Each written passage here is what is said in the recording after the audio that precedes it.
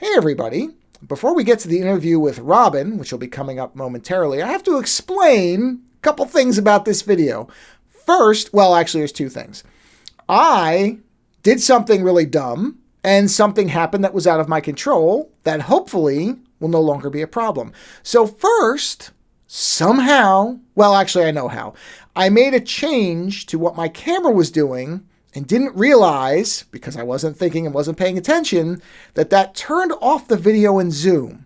So, what you're going to notice is for about 28 minutes, you're not going to see me on video at all. You're going to see a picture of my wonderful dog. Because why not? Why put a picture of me when I can show you something better in the form of my dog?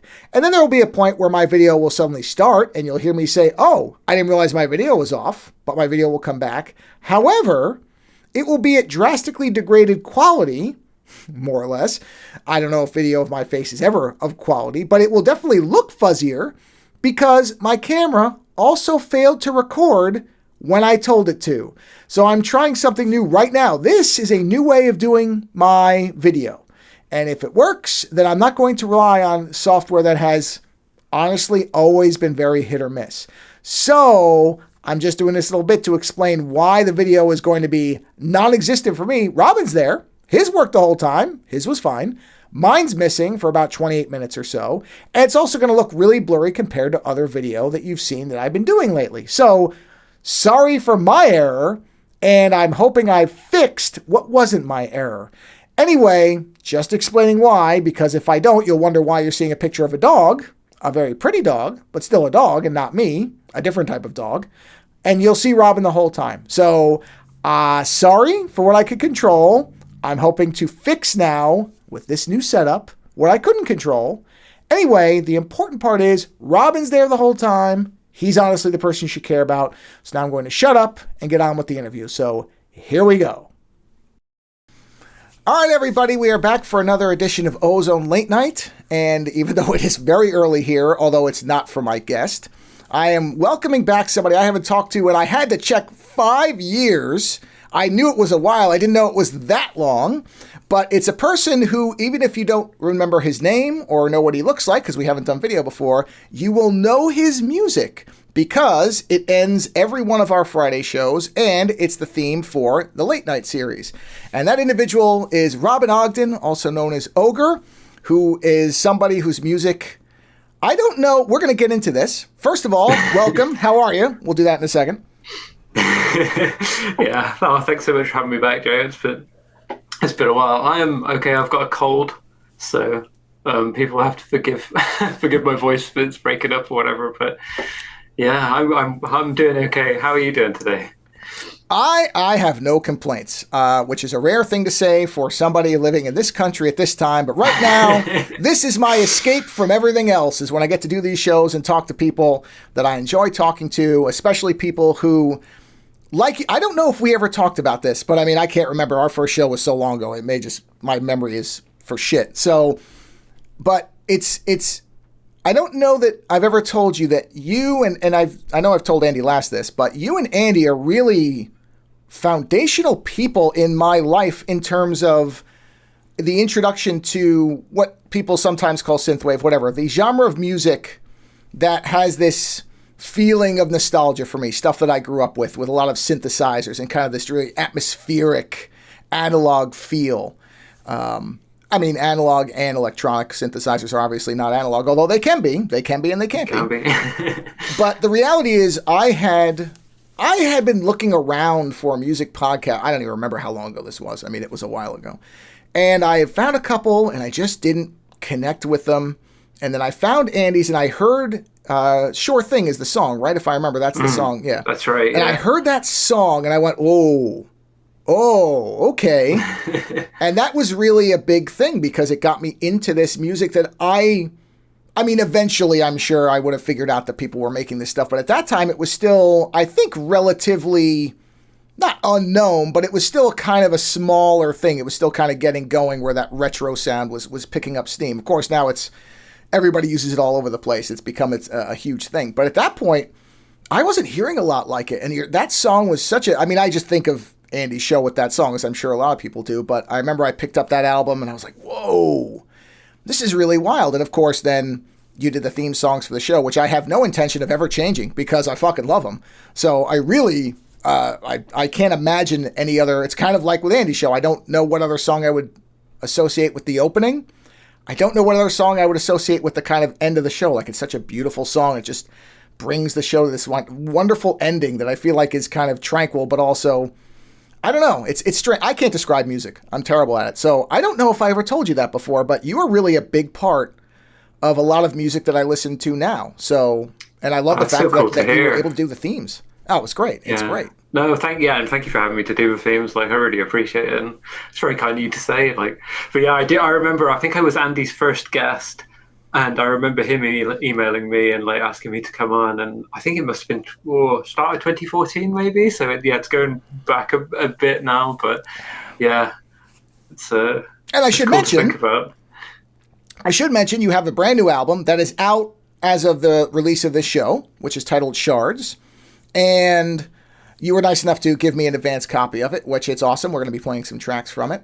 So now what was the last album was Wilder. How many years ago was that? Was that 2 years ago? Ooh. I can't, God, I'm so bad with time now. Yeah, it was summer 2023. I think I put that one out. Okay. But that was an album that took me ages to write as well. And this Shards is kind of similar. Like, was always like a time lag between me writing it and releasing it. But so Shards is brand new. But I wrote it, I think, start of 2024 to sort of summer 2024. But yeah. Is the process the same now as it always has been? Or because, it's been a while since we've talked. Do you still use the same basic approach to making music, or in terms of writing to performing, or have things changed? Because, I mean, I'm sure it seems like you're one of the people who experiments and does different things. I mean, I remember you talking about doing the... it's called tape looping. Is that where you're kind of cutting up tape? Yeah. Okay. So is it still the same basic approach, or do you go to each album? Actually, this is a broader question.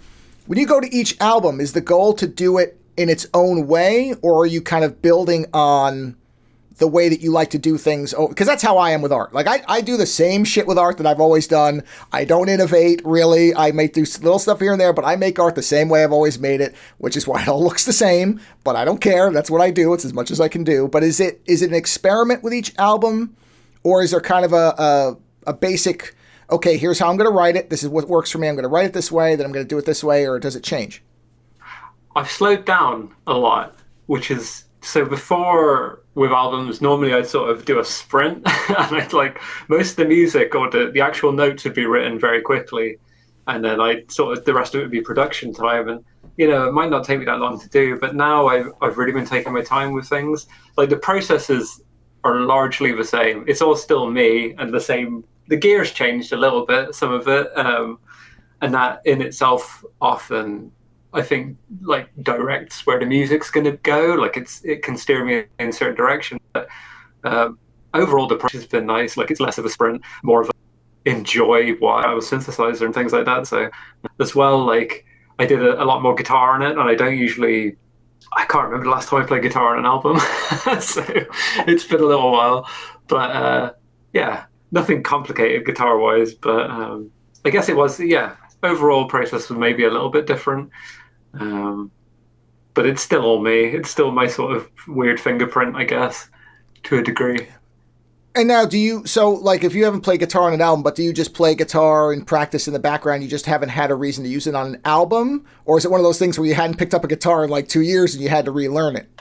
Oh, Not relearn it, but get back into it, I guess, is a better way to say it. Yeah, I think I've been playing guitar since I was like 12, but it's not something I've ever really put in the forefront of my music.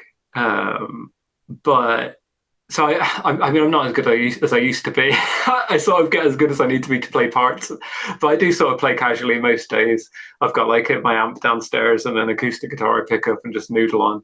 But it's rare for me to use it in music. I can't even remember, like, maybe, I think, I can't remember which albums I've used it on. Wilder, there was some guitar bits where I doubled synth lines with it. Just like little bits here and there when I want like an 80s sounding guitar. But so it's usually in the past it's more of like an accent sound as opposed to a kind of foreground sound. I'm using terms that I'm probably not using properly, everybody. I know shit about music, so I am not going to use the right terminology. You have to bear with me. I'm trying to talk as somebody who doesn't know anything. But so in the past, it's been more of kind of just flavoring as opposed to, okay, I want you to really notice the guitar. Yeah, that's a pretty good way of putting it, I guess. Yeah. Amazing. I've managed to put something properly. Yeah. Write it down, everybody. It's not going to happen all that often. Well, let's I got a couple of tracks from the album, which Robin's kind enough to let me play. So let's start off. I'm just going to go chronologically with how I have the tracks. It's not any indication of preference or quality or anything like that, but let me make sure I didn't accidentally reset the volume so I don't destroy everybody's ears.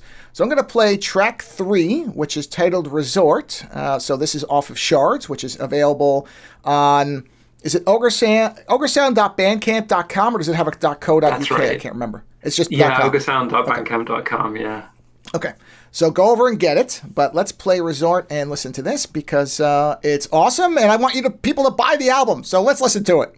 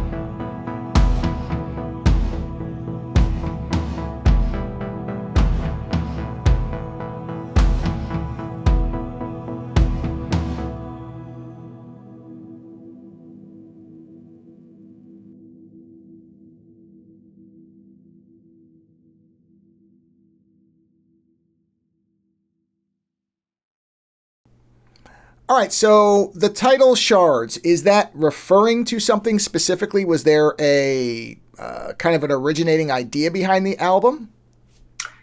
So initially I was just sort of noodling, but about halfway from weird autobio, that definitely like made a big, sort of really colored the music in some of the direction that, or anyway, at least like what I was thinking about when I was writing it, sort of like 80s-y kind of LA thrillery kind of music. So it kind of grew up with the book as I was reading it, which was quite fun. So yeah, his work definitely colored some of the tracks and ideas in the album. So I don't think I've ever read a book by Ellis. Now that I think about it, No, I don't think I ever have. It's so weird. I'm starting to find all these gaps in things that everybody has read that I haven't, that I feel like I should have read. Like, I've just been reading, I'm kind of going through all the Hunter S. Thompson stuff now, which I feel like I should have already read, but I have a weird relationship with Thompson. I don't particularly, I don't really like him as a person from some of the things that he kind of said and did. I'm not the biggest, but his writing is really beautiful, which is a strange, I mean, I guess this is the art versus artist argument thing. Yeah, definitely. but his writing is really interesting because I don't know, I had said this, I did a short show where I talked about this, and I said, I don't know that I've read anybody like Thompson who feels like it is his mind in the writing, where I feel like it is literally what his thoughts are on a page, because normally there's kind of a gap there. You know, like you read Stephen King talking and Stephen King's writing are two different things. But Thompson feels like he just dictated what's in the book. And I know that's not how he did it. He did actually write. But it feels like such a one-to-one translation. And I really enjoy his writing, which is so odd because, like I said, when I hear him talk sometimes, I'm like, I've seen some interviews where I'm like, okay, you're a lunatic. But, you know, but the writing is really interesting. And that's one of those things where I'm like, wow, I never read this stuff before. And it's just such fascinating material. It's also, for anybody who hasn't read it, if you read the book, The Great Shark Hunt, it's sort of fascinating the parallels between the politics of the 70s and today. So if you really want to scare yourself by how things repeat, go read that, because it's going to tell you that this stuff is not new and it comes around and comes around if you're not careful. So, but Ellis is another one. It's kind of one of those writers where I'm like, oh yeah, I know this person's name. I know their work, because is that the same author of American Psycho? Am I correct? Yeah, that's right. Yeah. And like, I've always been told, oh, you should read the book. I mean, it's a great satire. It's like this great book. I'm like, oh, okay, I'll get to it. Never read it, even though I know the movie. Same thing with like Fear and Loathing. I hadn't read the book until this year, and it's shocking how much of that book is the movie. Like, it's a one-to-one. It's really amazing if nobody's ever read that. If you want to see how a movie can be a almost direct adaptation of a book, even with all the visuals, it's, whoa, okay. Drugs will do that, I guess. But so you said, I think you said from March, and then, because you've said that you're going slower, but from March of this year, which is when you had written it. No, last year it was 2024. Oh, it was last year. Okay. I was going to say, holy crap, that's fast. Okay. So typically in your older albums, what was the time frame from something you wrote to performed, or I guess released is a better word for it, as opposed to now? Because you said you used to go a lot faster. Because I do remember you releasing albums at a faster clip, which seems kind of insane to me. It depends on the album. Like, there's some, like, 195 took ages, Calico Brawn took ages, Calico Noir took ages, but things like Ballard, the bits of that, like the Psychic Zero I wrote in 3 days, the Cosmic Fugue I wrote in 3 days. It's kind of nuts. When Dallas and I did All Hallows 1, we did that in 5 days. Which is 5 days mad. From starting to finished to like release? Yeah. Holy shit. It was 10 years ago. It's like this time, nearly 10 years ago, October 2015. I remember Dallas being like, I want to do something for Halloween. And I was like, Halloween's in like a week. And he was like, yeah, let's do an album. And I was like, okay. And we just went for it. But yeah, there's sometimes things come together really quickly. It's interesting as well because, for me, like, it takes as long as it takes, and if I want to explore things more, then great. But like sometimes it can just like come together really fast, and I don't know. It's interesting with art and its relationship with like time. Well, I was going to say, and have you noticed that there's any particular element that makes that happen, or does it seem just completely random? Why one album takes longer and one takes, is quicker or shorter? Is there anything you've noticed that, because there's certain things like in my work, I know like if there's geometric shapes, I go a lot faster. If I think of something that has geometric shapes, I can execute that faster because I just like geometry. So if something has a circle in particular, I'm like, oh, circle, and I can make a bunch of circle and like stuff that's circular. Whereas trying to do, like, I'm really bad with action poses in some cases. Like, there's not a lot of, if you look at my work, now I've given it away, there's not a ton of action in it because I sort of suck at it. Like, trying to convey motion in art is really difficult for me. Whereas if I'm doing something that's really static, I feel like I can get that better. Is there something like that? Like if you know, okay, maybe this is a good example. Okay, I want this to be more guitar heavy as opposed to, no, I want this to be more field recordings. Does one or the other of those seem to go faster, or is it just completely, once you're in the project, it just goes faster, it doesn't? I think it just depends on the project. And also like actual like composition work competing. Sometimes I go slower either. But if I start to have, I guess, over the years to like speed things up, and sometimes that was enjoyable. To like, I don't know, I do things like write everything using the most simple sounds before I even touched a synthesizer. Just on the computer using MIDI, like really basic, simple sounds. Like I'd come up with all the themes. I think I did this with All Hallows to Dallas and a couple of other bits and pieces over the years. And then it would be a case of being like, right, going to take this theme, noodle around over here. We're going to copy paste the MIDI over here. We're going to rearrange it. And then you've got another track or another cue. And then you can sort of just keep where you want to sort of thread something through a whole album. There's like ways of sort of cross-pollinating songs, I suppose. And then I'd reach for the synthesizers, and then that would inform the direction. But that's like I could write really quickly doing that kind of thing. Whereas with like Shards now, like I just took my time, and like the track you just played, Resort, like that's the main sort of like plonky synthy noise in that is the Moog subharmonicon semi-modular synth. And that thing just spits out music, and it's really hard to describe. It's like two subharmonic oscillators that then play intervals based off each other in various ratios, and you use that to make music. And it's really hard to steer in a direction. But I think I spent like an hour on just like fiddling around with it and was like, oh, this sounds good. I better record it, or it's just going to vanish into the ephemera when I unplug it.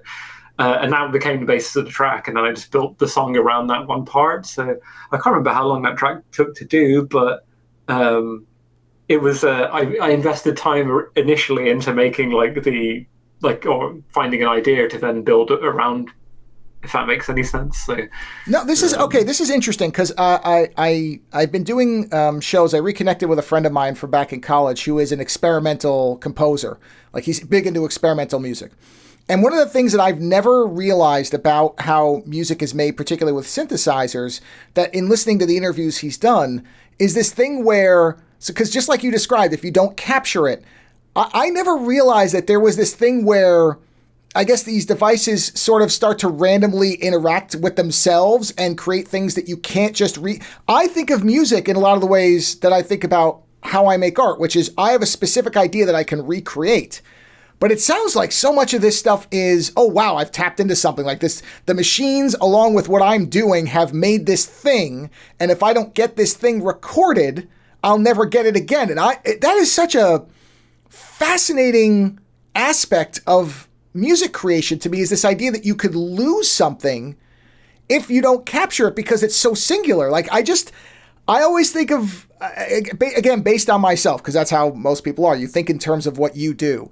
I think in such precise terms of, I need to be able to recreate this thing. And the idea that you could lose it is I would be so paranoid every time I was doing it. I could never do this music. I could never do it because if I lost it, I'd be devastated for days that I couldn't get that whatever sound back or get quite back to where it was. Has that happened to you? Have you lost stuff where you were like, shit, I want that back, and you couldn't do it again? Yeah, it's happened. I think it's almost like taking a photo. Like you're capturing a moment sometimes. Like some of these don't have memory. So like whatever is on the panel is there. And if you change like a slider or whatever, then that sound is gone. But then from the compositional angle, there are some sequencers, or like you can't see it, but I've got my Eurorack modular here. Like some of the like logic you can set up on that, whether it's based off of voltages or whatever, like it will just disappear when you turn it off, and you won't be able to get the exact same patch again. So it's one of those things where like always be recording or always be ready to capture it if you come across something good. So I used to do this before hard drives were big enough to capture everything. I just had my tape machine, which I've still got my 4-track tape machine, just press record and then just like capture the stream of consciousness that comes well, out. That's the thing I think about now is is musicians, before there was digital, back, 60s, 70s, who were doing this type of music where tape only goes so long. I mean, you can keep running tape, but there's always the risk that the machine stops or you lose power or whatever. And then this thing that you've worked on for potentially hours, you can't get it back. And it's such a weird concept to me to work like that. Like, again, digital has probably saved so much music from being lost because, in theory, I mean, if you have a set of hard drives, you have a big enough drive at this point, it's a less riskier proposition. I mean, obviously hard drives can fail. Again, you can still have power outages, but it's less of I'm coming up to the end of the tape and it's just starting to do something interesting and I can't stop it or I can't get it back. I always think about, I think it's, I can't remember if it's Phaedra or Rubicon by Tangerine Dream, but it's one of those albums that they recorded, I think, at the Manor. Is it the Manor? They recorded in some studio anyway, and halfway through, the power started to go or something with one of the synthesizers, and the sequence of notes starts to change drastically, and it goes really strange. Not the timing, but the actual pitches, the voltages start to go out of tune, and it's just perfect encapsulates we'll be able to recreate exactly because it's whatever synthesizer or whatever but things like that happen.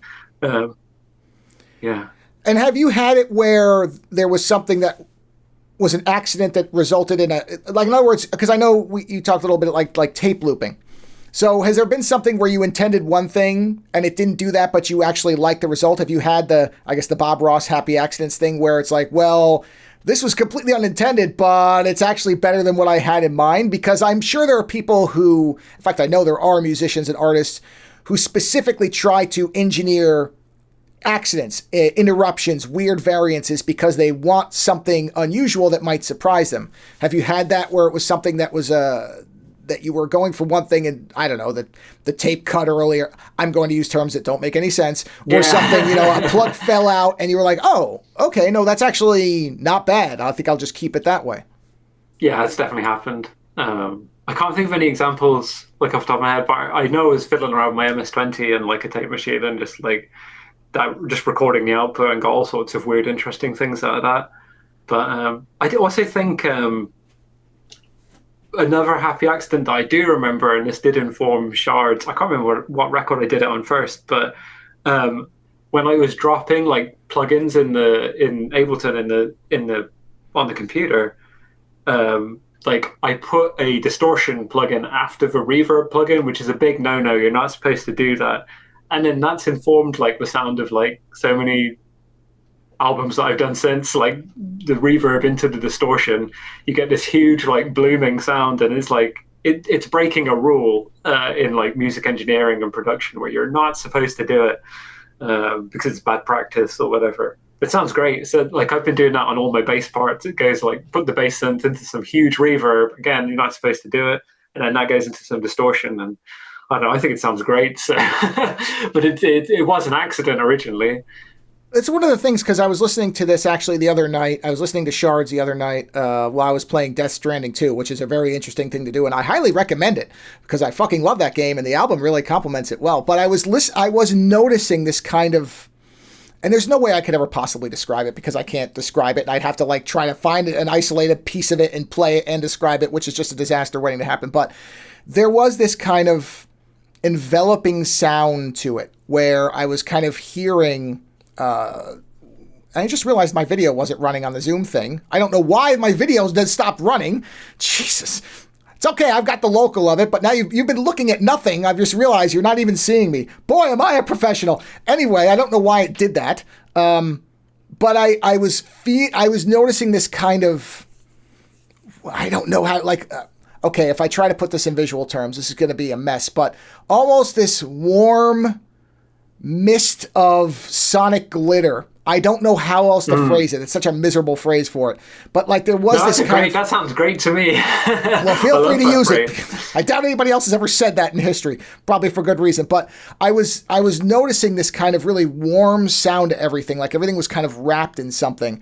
And I don't know if it's what you're doing, but I that's something I've noticed in your work a lot that I don't know that I hear a lot of other people doing. And I love reverb. I've said that for years. I'm huge on reverb. Anytime something feels like if it feels like somebody's playing at the center of a big auditorium where I'm sitting way up and I'm hearing all the echo and kind of things bouncing around, that's always my favorite sound, this idea of this big open space, and you're just hearing the sound kind of bouncing around as it comes around towards you. I've always enjoyed that sound.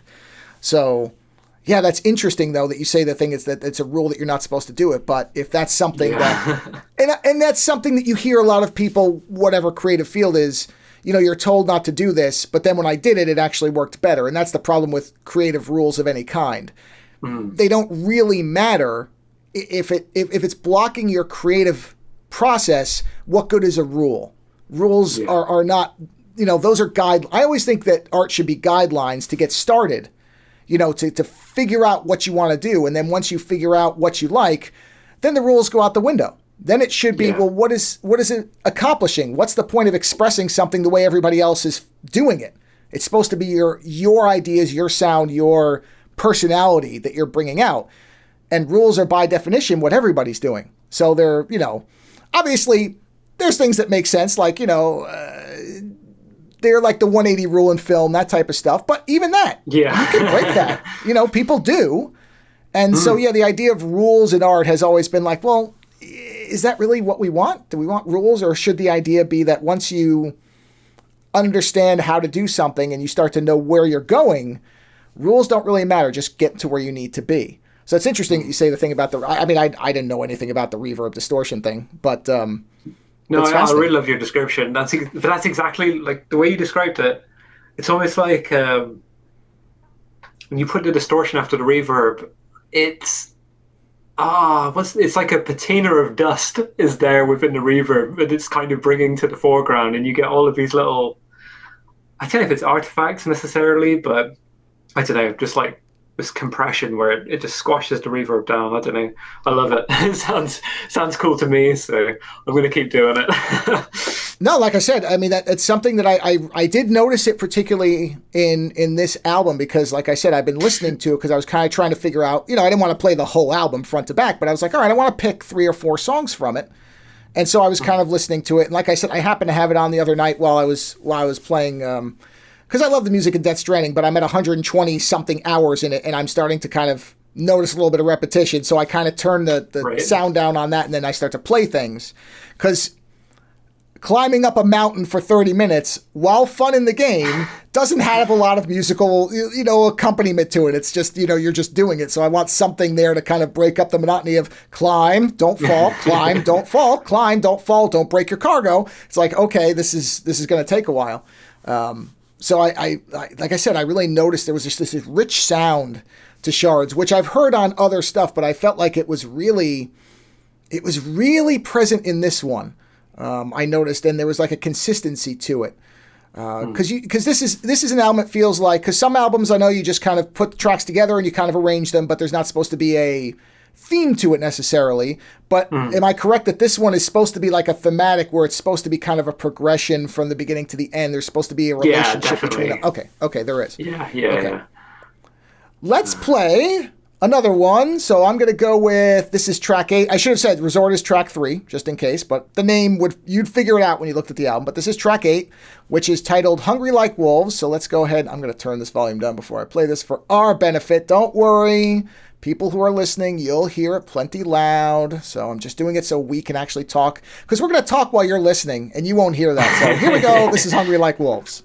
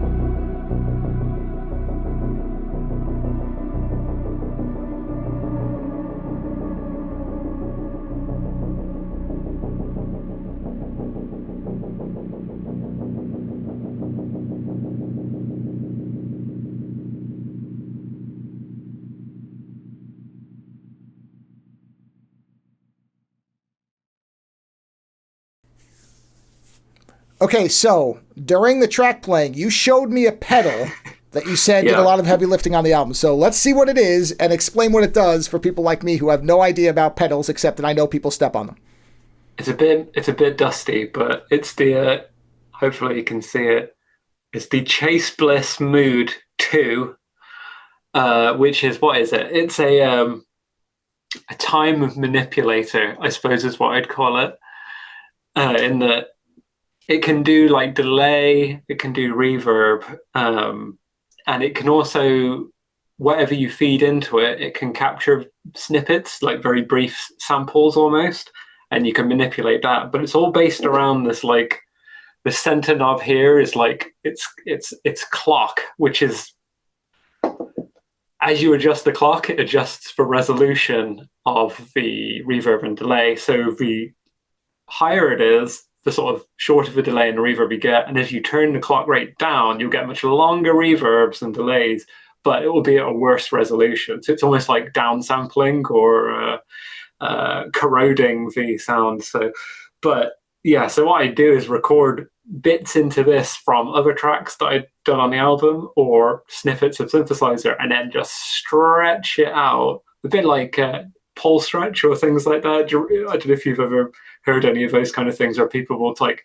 take a 3-minute song and then stretch it to be 12 hours long or something like that.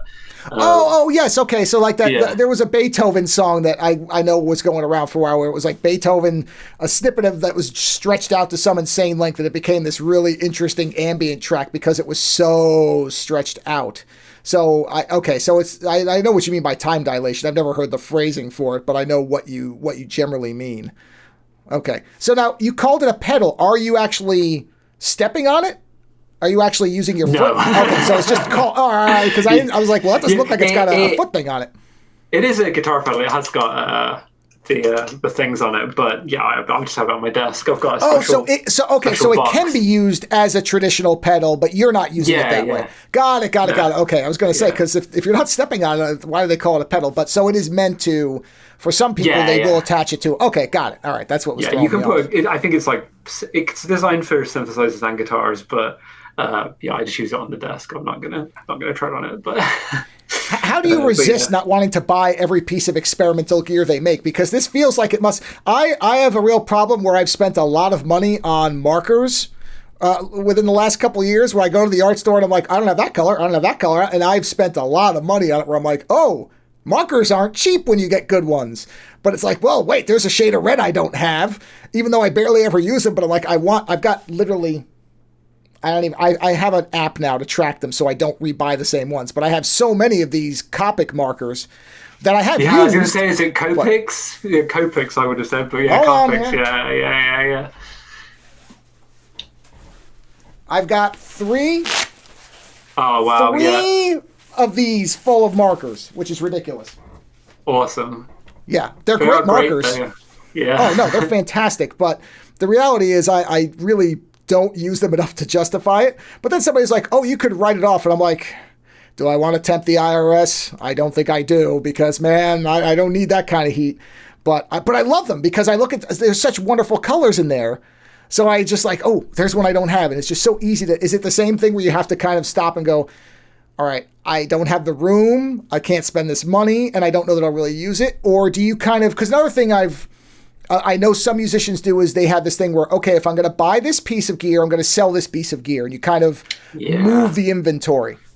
Yeah, so I'm not Dallas Campbell, who had every synthesizer or has every synthesizer ever, although I think he might have downsized a bit as well.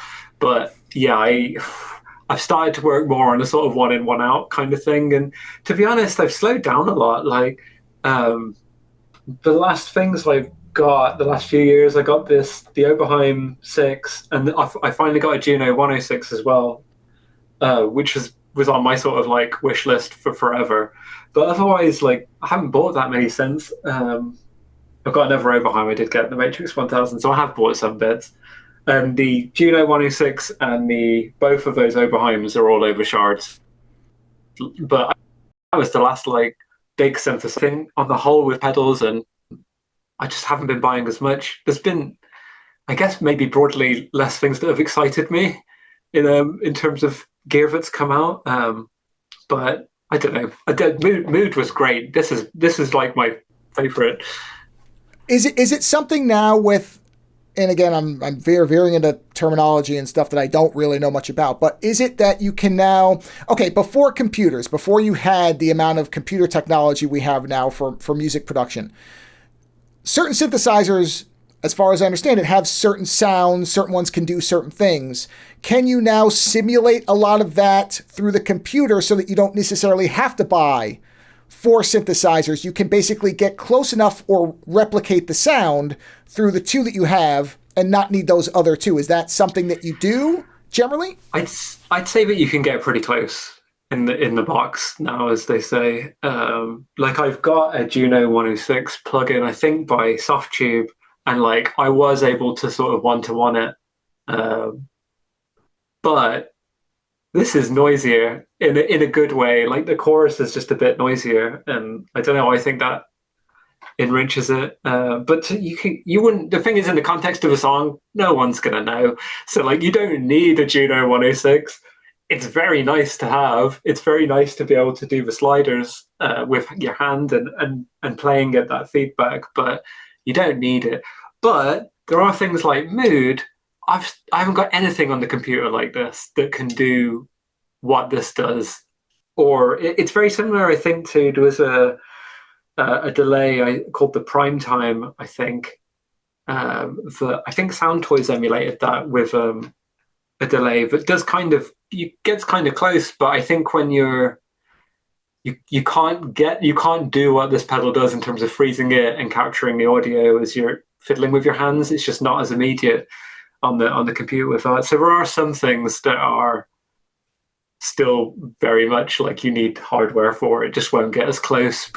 And that's what I was going to say is it get to a point where you realize, okay, like with like replicating the Juno sounds, I'd rather put the money towards the thing that can't be replicated, that there is no computer version of, and then simulate the other things because that makes more sense. If you can simulate, because as you said, most listeners like me, I'd love to be able to tell. It's like the thing with records and CDs. There are people who will swear up and down that nothing sounds as good as a record. Now, I've listened to records and I've listened to CDs. I guess my ears just suck because I can't hear outside of the needle sound. There's obviously that needle sound, which I do like. I do like that kind of where you can hear the physicality of the needle. Like, I like that part. But in terms of the music itself, I can't hear any difference. I just can't. So is it a thing where you say, okay, I'd rather buy the pedal, or is a decision-making process at some points like, I'd rather buy that pedal, that there is nothing that you can do the same on the computer for, or that it's a lot harder or more annoying and it was just going to delay, as opposed to the keyboard where I can get to that with any keyboard and then a patch or whatever the term would be to simulate it. Do you kind of make those judgments on things now where you're like, well, I don't really need that because I can simulate it, as opposed to this thing that I cannot simulate? Yeah, I think like for me personally, I think I've just slowed down a lot with it all, like with buying gear and stuff. I've got most things that can do what I need them to do, if that makes sense. And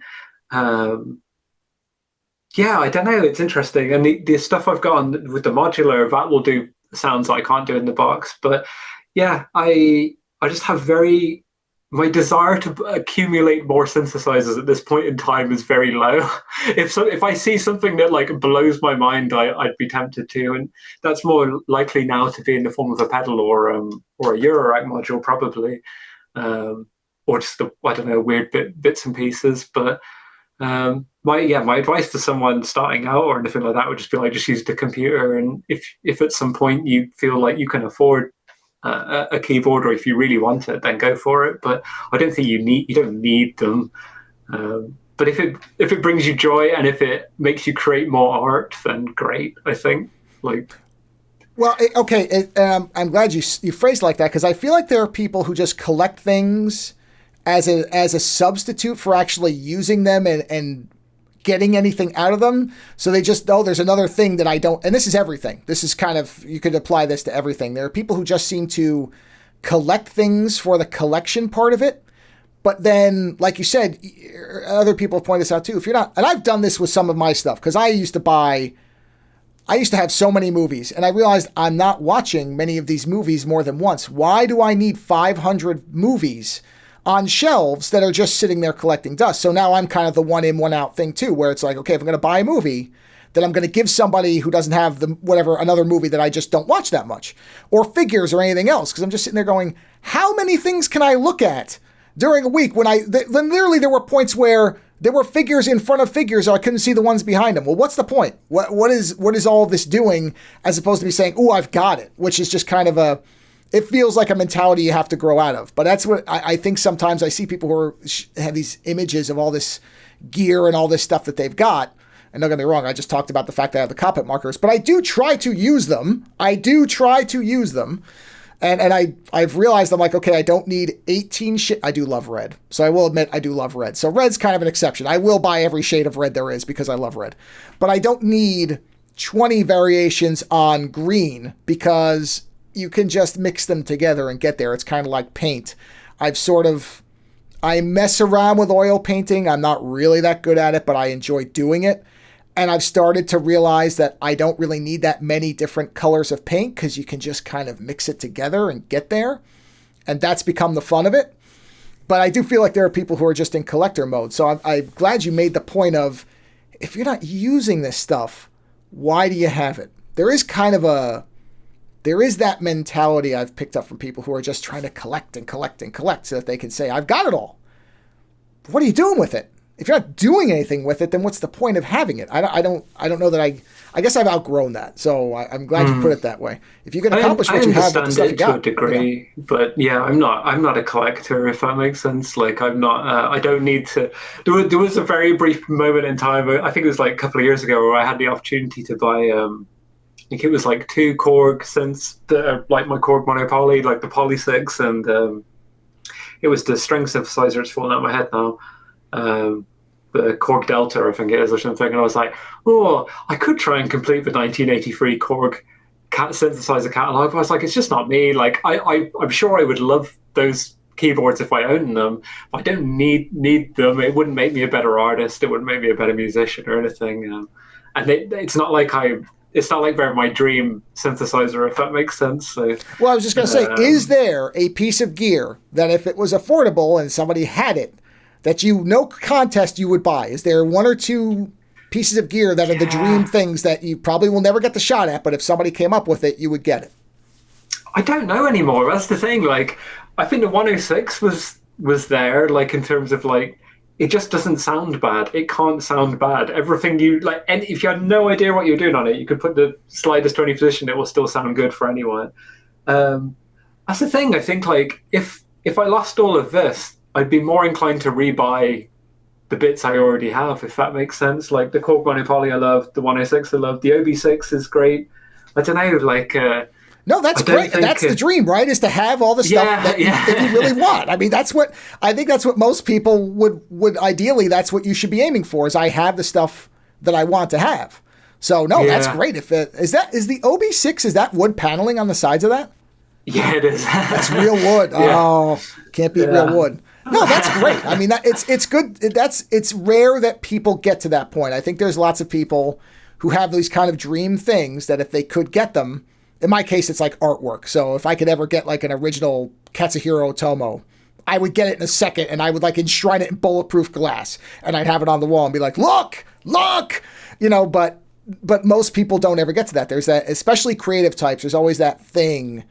And I think it is a lot of times it's musicians and guitars. I always hear about the perfect guitars or these, or like the Stradivarius violin, like these certain things that have this this artisan like craftsmanship to them, that if only I could have that and play on that. And so it becomes this thing where, most of the time these perfect instruments or whatever are so expensive, you're never going to get anywhere near them.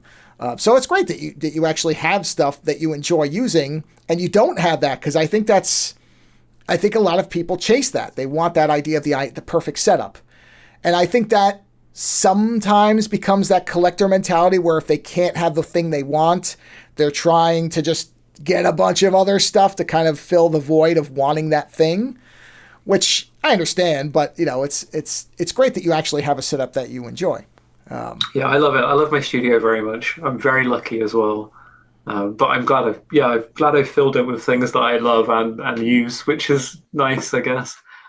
I can't remember the quote about filling your house with things that you love or whatever it is, function, and I can't remember what it is. But anyway, it's Well, it's like the Carlin thing it's, about a house just becomes a place to shove all the stuff into. And I think that's what I think a lot of people end up in that mode where they just feel like if there's an empty space, they have to fill it with something, even if it's not doing anything for them. I was like that. I mean, I shouldn't say this as if I wasn't that exact same person where I was just, ooh, buy this, buy this, buy this. Like there shouldn't be any empty. And I mean, don't get me wrong, there's not much empty space, but just about everything in this room I look at and I'm happy to see it. I don't feel nothing. And that's what I think people shame for is whatever things you have, get something from them. You should feel something when you look at them, some reaction. If you're just looking at it and it's literally just something you have to clean, get rid of it. If you're not using it or enjoying it, then just get rid of it. It's so weird that it's such a difficult concept as this idea that you should only have stuff that's actually doing something for you. All right, not that there's any natural segue from that to this, but let's play another track.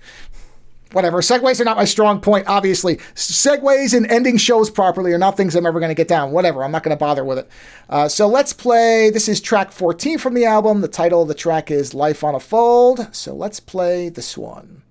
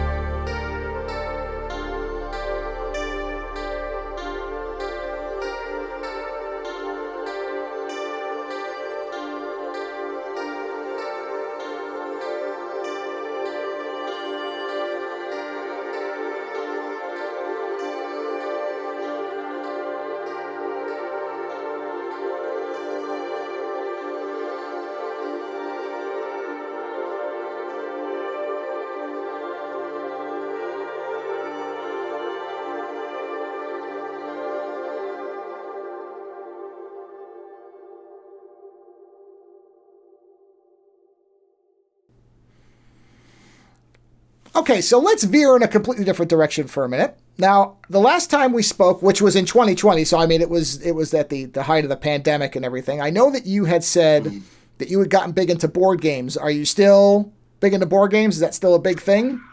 Oh, not well. Yeah, we're still playing board games, but it's probably less than I'd like to play more board games, but we don't have the time in the same way. I think I'm trying to think. We've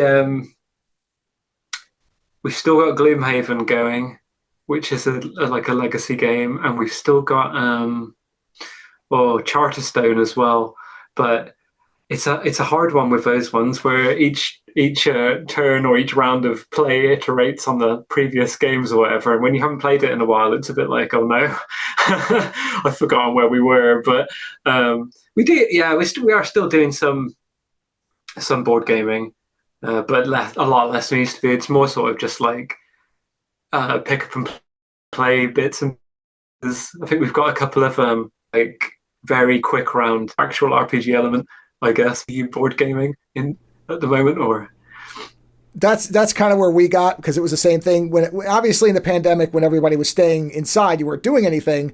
Doing games that could go on for a year, that was really easy, because like, okay, well, we don't know when the hell we're getting out of here, so we'll just keep playing this thing. But now it's basically, okay, this is something that we don't want to be playing for weeks. So it's the same thing. We both are the same way too, where we want to be playing longer games, but we kind of realize, especially some of these, for anybody who doesn't play board games, especially some of these more involved ones, you will need a table. And when I say you will need a table, I don't mean a 1 by 1 foot square space on a table. I mean a table where you have to lay all this stuff out. And that's a little more difficult when it's got to sit there forever as life is going on around it. And you have to make sure that you don't knock pieces over or move anything specifically or whatever. So that was a lot easier. Again, in 2020, that's one thing. For a couple of years, you weren't doing much else. So having a whole table dedicated to a game, well, nobody was coming inside your house to be like, why is that there? It was there the last time and it looks the same. And you had to explain it like a weirdo. Now you don't have to, now it's we need the table for stuff. So yeah, we're the same way, where there's all these games that come out and I'm like, ooh. And then it's like, okay, this is a multi-epic campaign that's going to go on. It's like, oh, no, I need something that's like 2 hours, because we have to be able to get the table back. And I don't want to spend 2 hours laying it all out. So it's the same thing where I feel I miss it, because it was really fun to have these games where you were kind of looking forward to the next day. And okay, we're taking a break, but we're trying planning for the next time and all that stuff. So I do kind of miss that. Not that I would say the pandemic had a lot of positive things, but it did sort of allow, by force, you to really kind of not work. It was so weird.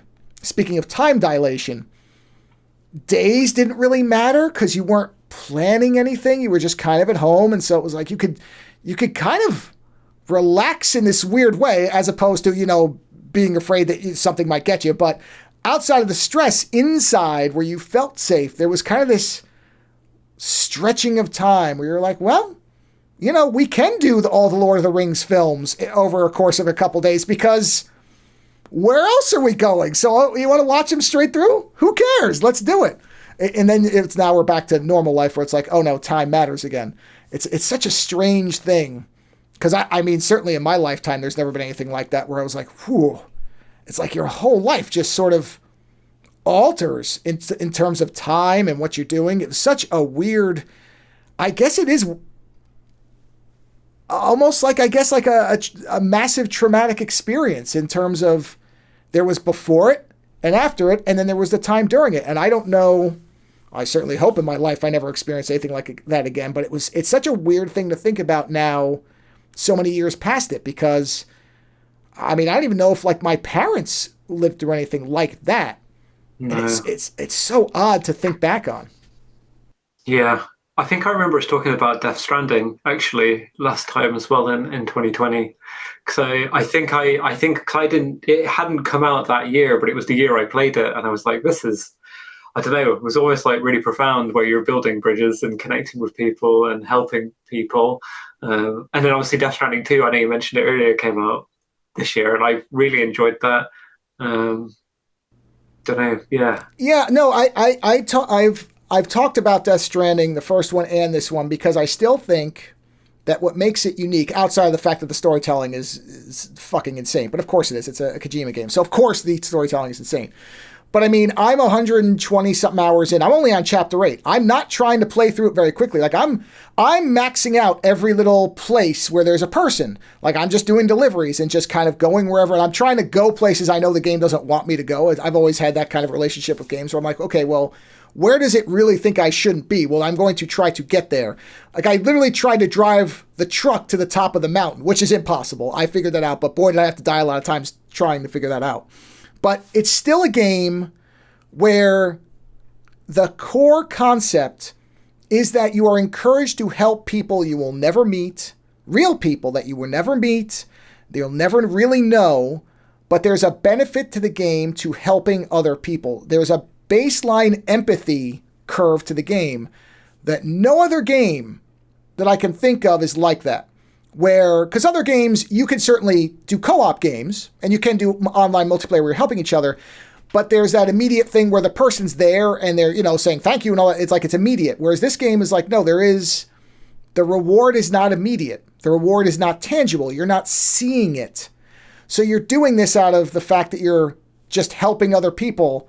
Like, when I'll come across a rope and use it, and I think, I never would have thought to put a rope there.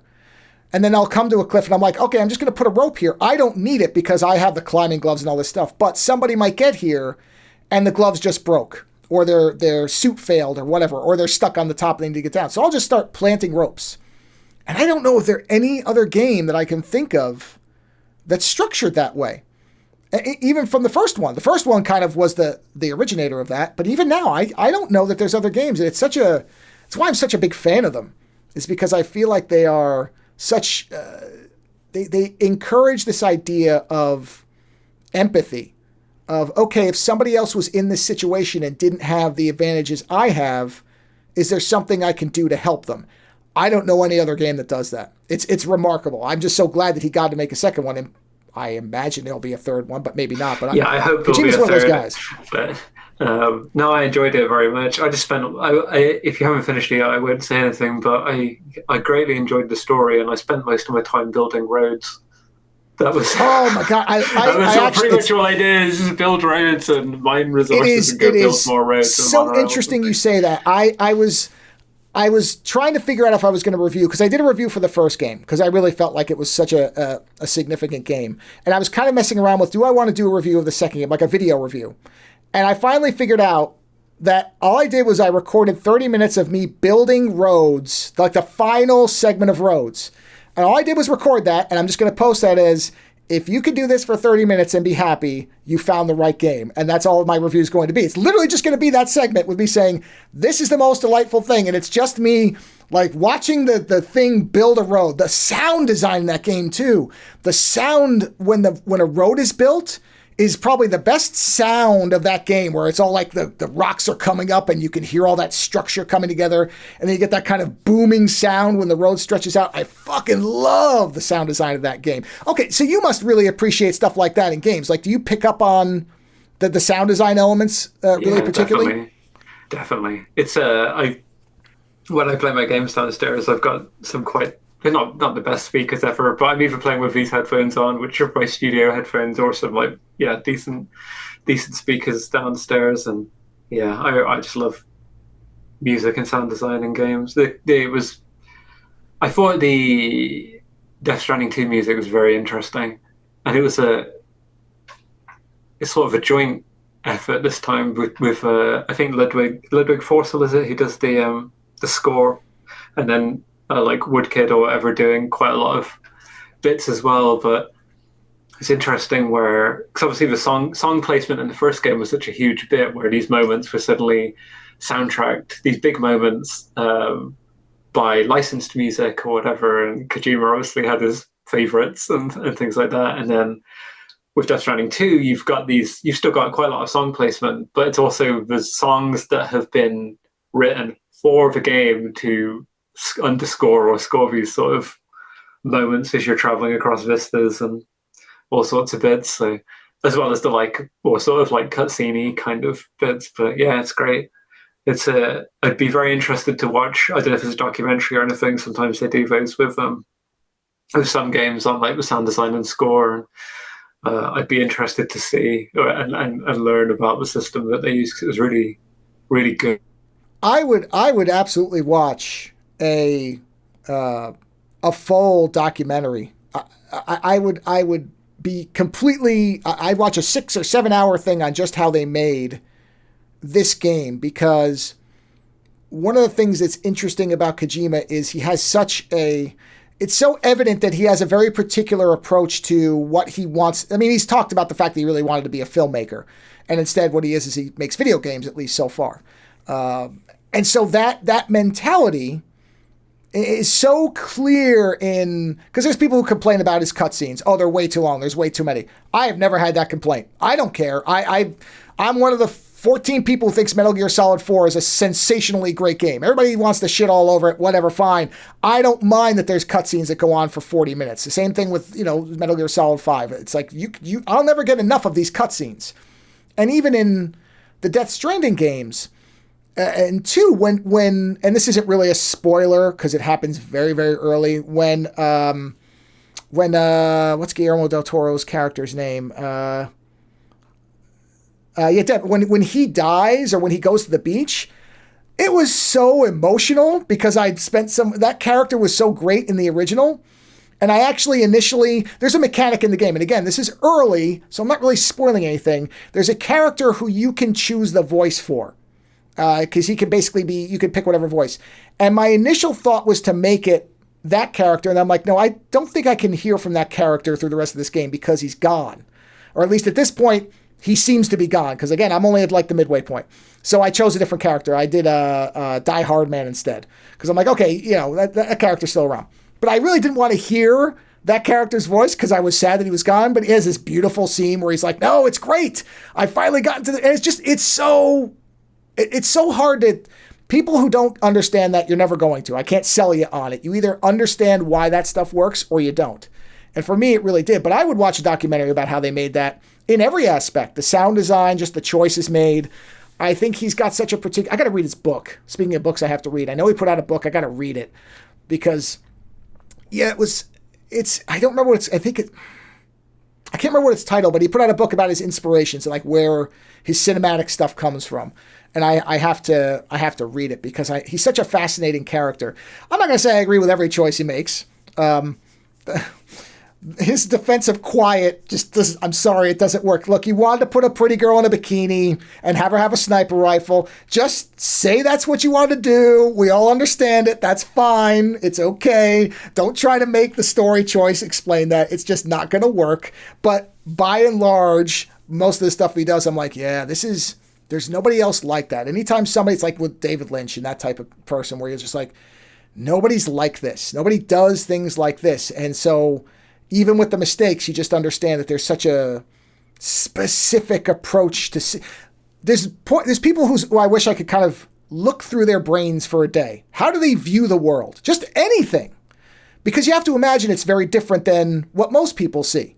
This idea that each of us has a different frame of perception. So if you were able to be in that person's brain for even a couple hours and just walk down the street, what are they seeing and noticing? And what is that visualizing to them? Or what are they hearing? And what is the sounds they're keying in on?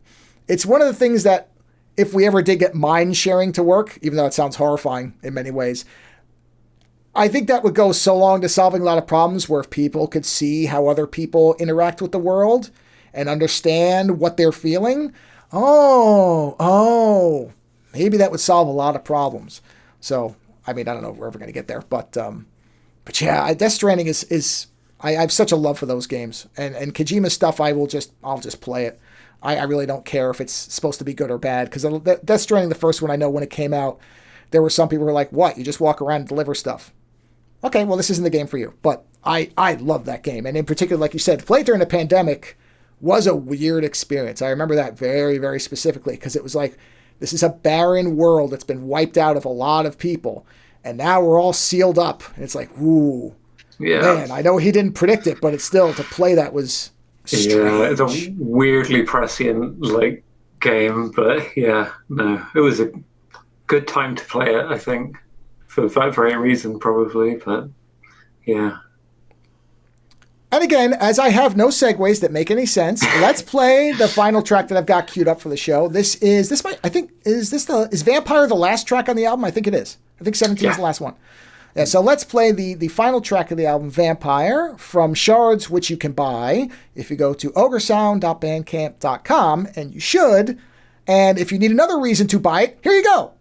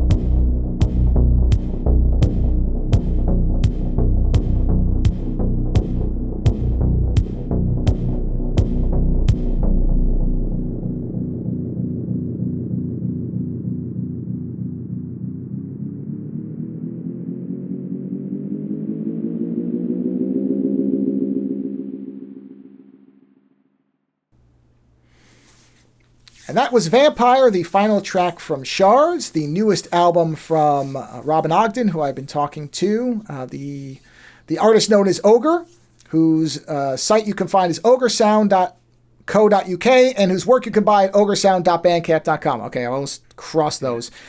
I wish everybody just used .com. It'd be so much easier for me because I'm not American, so I can't keep all this shit. No, it's fine. It's not. No, it's not you. Everybody does it. I think I do have a .com as well. I think there's an ogresound.com as well. Oh, okay. I think so. But... Well, I'll have it all in the show links, everybody, so you don't have to worry about me getting it wrong because I always get it right in the show notes, so it will be correct there. So we were just talking about Death Stranding 2. You said you have finished it. Are you on to something new? Is there a new game that you're in the middle of now? Well, I'm not really playing anything at the moment, actually. I think after Death Stranding 2, like, the weather was really good here for most of the summer, or at least good enough to go outside. So I've been. I'll probably pick up Animal Crossing again as we go into the wetter part of the year. That's always sort of like my winter game. You do a lot of field recording stuff, so every time you go outside, you always have a microphone. Are you one of those who takes a microphone every time you go out just in case? Because I know a friend of mine who's an audio engineer, that's what he does. He will never leave the house without one. Yeah, I used to do that. I haven't done it as much lately.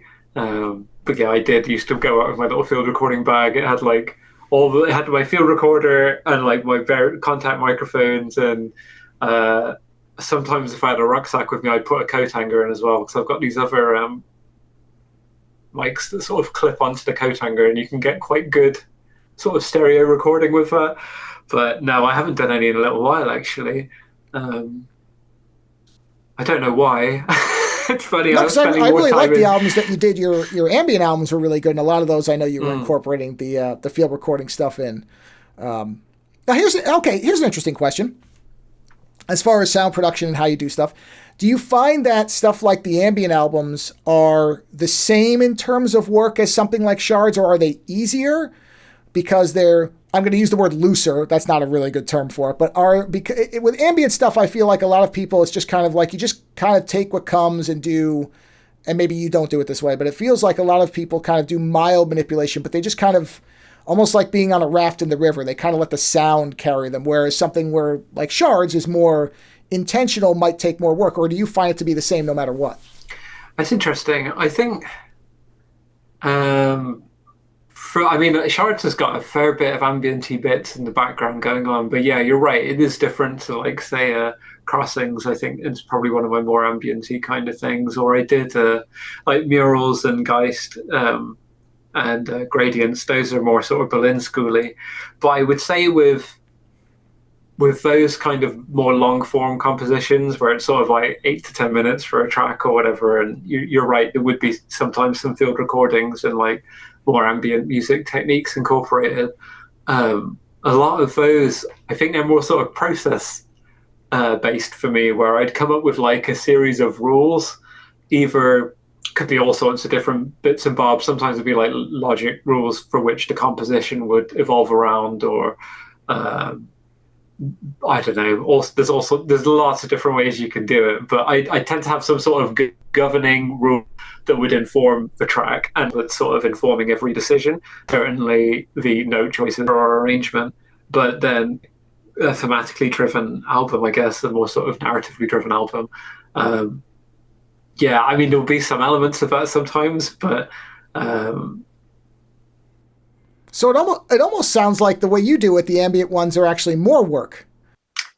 Sometimes, yeah. There's sort of more thought that would go up front to inform it, and then so more planning in terms of the album. And then you kind of release it and let it, whatever happens, if that makes sense. So it's sort of like there'll be a lot of upfront planning, and then the chips will fall where they will, kind of thing. Well, that's the interesting part, because, like I said, as somebody who has no concept of music composition or anything like that, one of the things I've often wondered about, and people explain it, but I still can't I can't internalize it into how it would work if I ever, let's say I was ever going to attempt it, which I never will, is the idea of ambient stuff in particular is, like with themes, I feel like, okay, you have an idea of structure, like, okay, you have a progression in mind, something like that. But with ambient stuff, especially the more dreamy kind of very atmospheric stuff, it's just like, where does the idea even start? Or is it that you just, pop a couple pills, hit a button on the synthesizer, lean back, and then sort of sit up and hit record when you hit something. Because it just seems like a lot. There is ambient that has structure. There obviously are ambient musicians who have a structure. They have kind of specific things they're doing. But a lot of it feels like it is, they caught them in the middle of something and then they just started manipulating. But where does that start? I mean, I'm so fascinated because I haven't seen a lot of, and maybe there are people who do process videos for that type of stuff, but a lot of people explain it after the fact. But I'm always so curious where the inception point is. Like, is it that you heard a field recording and then you just kind of listen to it for a while and you go, okay, this is where I want to take this particular sound? Or like in your case, do you have a rough, like for something like Crossings, where does that start? What is the initial point? Is it the rules, or is there, do you hear it in your head to some degree before you start? I would say for me, most of the time, I don't hear it in my head with ambient stuff. That I think it would be more a case of I like either coming up with my weird little rule system, whatever that may be, or if I were looking for sounds like a field recording or something. I mean, there's infinite ways to do it, but there's a couple of different ways I might approach it. As one is like I'd find a recording I like, I would identify little bits of that recording that speak to me or something, and like there's maybe a tone in it around that tone that might be in the recording. You could do things like feeding in, taking away from the sort of chaos of the field recording. You're imposing order by identifying like some sort of tonality within it, and then looking for complementary sounds is what I'd also do. Is either synthesizers or making sounds that would complement that recording maybe. But yeah, there's loads of different ways to do it. I came up with this idea a little while ago where you could play a recording that might have, I don't know, like raindrops, falls, things, that kind of thing. And then you could set some sort of threshold that once the raindrops in the recording, if they exceed it, they would trigger something musically to happen. Like it could trigger a gate or something on the, and that would tell the synthesizer to play a note when that spikes. And I don't know, you could there's so many different ways you could do it, but like imposing some sort of structure on the chaos of a field recording, I think, is how I would usually go about it. Yeah, it's so interesting too. When you talk about doing it that way, I have such an adversarial relationship with art, with my artwork, because I know what I have in my head, and it's like this complete struggle to get what I'm putting out to match it. So it's like I'm starting with this almost concrete, not completely concrete, but I have this idea. And the fight is, how do I bend what I can output to get as close to that as possible? So the idea of doing something without that initial idea is so alien to me. It makes sense. I mean, it makes sense in terms of how a lot of this stuff, like how you described it, works and the nature of ambient music in general. But it's such a foreign concept to me, because to me, it's like I've got the perfect image in my head and I will never get what comes out there, but I've got it already. And that's where a lot of times the frustration is for me, is like, why can I not get my hand to make this thing look like what I can clearly visualize? I can't get it there. So there's points where I just have to like put work on the side and be like, all right, I can't look at this for like a week. I do identify with you there as well, because like that is more in line with what I'm like when I'm working on like a more album, where it's like often I can hear what I want. And then it's a question of trying to realize that whilst I've got the strong enough vision in my head to sort of realize it then. But yeah, the ambient stuff or a lot of other parts of music is more, I guess I'd call it like goalless exploration, where it starts, where there isn't a fixed idea in mind. It's more like, what can I explore? I guess it's much more free form. Goalless, I guess. Like, and if it's always try again with this kind of things, but yeah. And that is one thing I've told people who are kind of messing around with visual art. I'm like, well, just make a big doodle, make a big mess of circles and lines, and then try to make something out of it.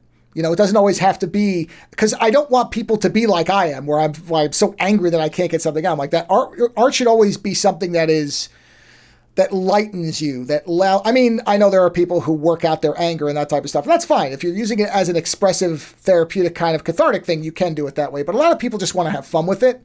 And that's where trying to make I'm like, don't start with the idea that you have to make it look this way. If anything, play around with just shapes and start to figure out how you can, because to go back to the point you made a lot earlier about rules, there's this idea that art has to look a certain way, and it shouldn't. So one of the things I'll tell people is you might find that you have a style by doing something that looks like a mess, but then you see one part of it that appeals to you and you think, wait, that turned out interesting. And so the idea of just making these big squibble sketches or whatever and just making things, it's really easy for young people who don't necessarily know what, how they're going to have art techniques and everything. But I think I do it every so often too, where I'll just make a big mess of squibbles and then I'll just start to make a monster. It's usually a monster. Make something out of it because I'm like, it's good practice to not have to have the idea already, get it out. Sometimes the journey of getting to something is still a lot of fun. So it does. I wish I could do that more, but I have this thing where, like I said, a lot of times there's something in my head and I'm like, I have to get it out. And it's like, okay, I'm literally there was a point, it hasn't happened in a long time, where I was doing something on the drawing board behind me. And I got so angry, I put my fist up like I was going to punch the table. I'm like, nope, don't do that. Just get up and go out in the other room and pet the dog or do something else. You don't want this to be a point where you're actually angry at it. It should never be the idea, this tortured artist, that's the best stuff. I've never liked that idea. I think that's actually a very negative way to look at art. It should not be making you unhappy. If it's allowing you to go from unhappiness, that's okay, but you shouldn't be miserable doing it. No, I don't think you can create from a place of stress in that sort of way. Like if your art's annoying you, then you need to sort of then take a break, take a step get back, up and walk away from it. Yeah, and then come back to it with a different perspective. Go sit out, go outside and listen to the wind blow for a little while. The touch some grass meme. Yeah, well, there is something to that. I do. One of the things I've realized is I can't work on stuff for too long. I have to actually maybe an hour and a half, and I'm like, no, I have to stop now. I have to stop for a little bit and not look at it and not engage with it, and then come back, because I do think there is for some people, and not all artists are like this, but I'm like this, where if I spend too much time in it, I stop really seeing it anymore. I'm not really actually seeing it. I'm getting too hung up on tiny parts that aren't the whole. And that's where kind of just looking at something else, even art books, I'll just open up an art book by somebody who's got a completely different style, just look through it for a while, and then come back, and it kind of resets things. So I think, you're like you said, it should never be miserable. It should always be something that's bringing you to a better place, as opposed to being negative or being miserable. I don't understand that concept. That's why, like I said, the tortured artist thing it's always bugged me when people are like, oh, it's the psychopaths who make the best stuff. No, it isn't. No, it's not. There's lots of art by people who are happy. What is this nonsense, people? I don't get it. I don't know where that came from, but I know I don't like it, and I don't think it's what art should be. I definitely agree with you about taking a step back there sometimes and just getting that perspective. And like, the other thing I like is sometimes when it's usually at the end of the day when you're ready to wind down or finish, and if you just you can sometimes come out with your best idea of the day then, because you've relaxed into it and you're like, I'm ready to take a longer break. And we've started calling it leaving a ragged edge kind of thing. So that when you come back to it tomorrow, you've got this idea that excites you, and it's easy to get into it again. Like you've got this sort of dog-eared page where you can be like, right, that's what I was doing. Like it's not a fully developed idea. It's just some like kernel or a gem, or it might not be, but it also could be. It's something that excites you and just gets you ready to create again. But yeah. Well, I'm going to wind this down because we've been talking now for an hour and a half, and Robin has been very kind to stick with this because he's had a cold that he's fighting, and that's not fun for anybody. Doing anything for a while when you're sick is not fun. So I will remind everybody that Shards is out now, and you should go buy it because it's great. I have to say I am such a huge booster of Bandcamp. So far, even their acquisition hasn't affected them negatively because you can go listen to the album. Yeah, I know. I'm the same way. It's like, when is it going to get ruined? When is it going to get ruined? It's only a matter of time. It's kind of like Patreon and Bandcamp are these two things where I'm like, at what point is it going to get ruined? Because it just seems like it's too good to last, and it probably is. But the nice part is you can go listen to the album and then you can buy it right from there. But it's great. And Robin, man, I am so appreciative that you took the time to do this, especially being sick. And no, thank you so much for having me. I really appreciate it. It's been great to catch up and chat, like art and Death Stranding too. It's been awesome. Thank you so much for having me.